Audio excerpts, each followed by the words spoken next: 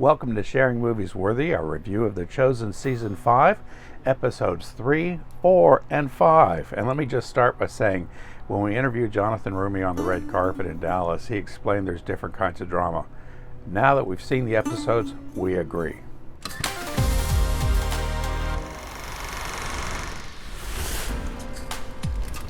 First order of business, there is no intermission. You're going to watch all 3 episodes together, and if you need a bathroom break, we suggest 24 minutes into episode 5.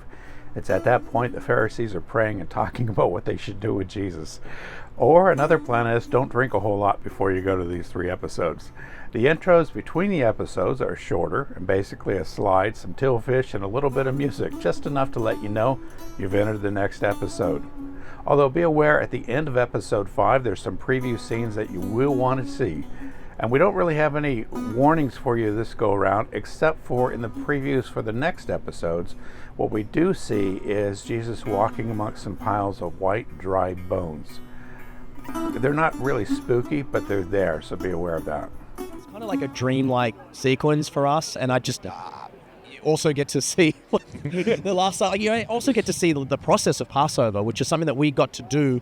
We actually, as like research, we all had a Passover meal together as actors and as friends. So that's going to be really incredible for fans to see.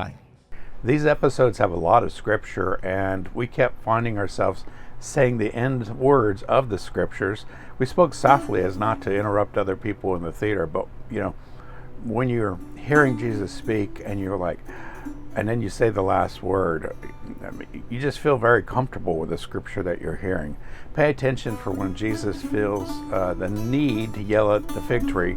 That was kind of startling, but he goes back later on and explains to his friends there what that really was about.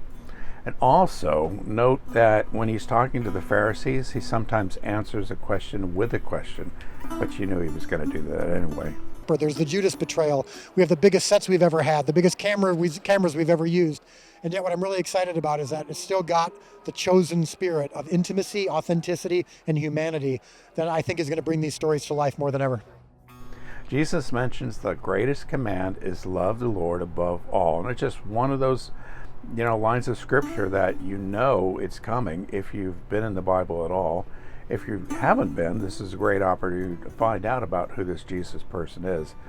And it also was not lost on us that he said, you got to stay awake. You don't know when the end will come. And it's exciting to spend time one-on-one with the disciples.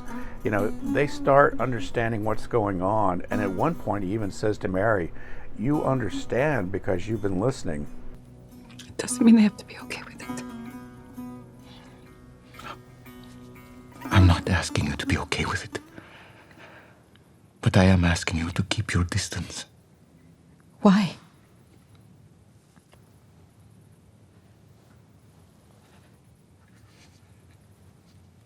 Please don't ask me to answer that right now. There were other impactful scenes with Jesus and some of the disciples one-on-one where he has moments with them. At one point he tells Thomas, you've been very faithful. Well, that just was very touching. Another point, Matthew says, I know what you've been doing, Jesus. You are teaching me. And Jesus basically says, yep, you got more writing to do.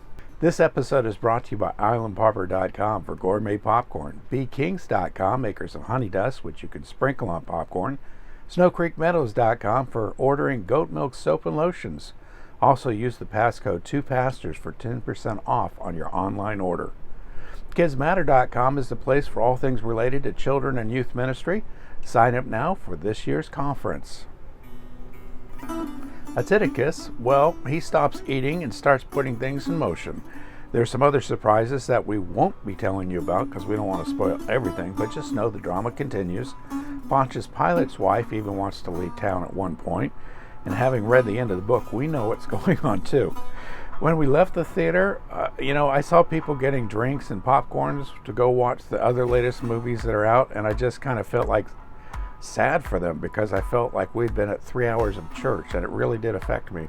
So until next time, I plan to do a little more journaling, listen to a little more praise music, and I'll continue sharing the popcorn, and you continue sharing Movies Worthy.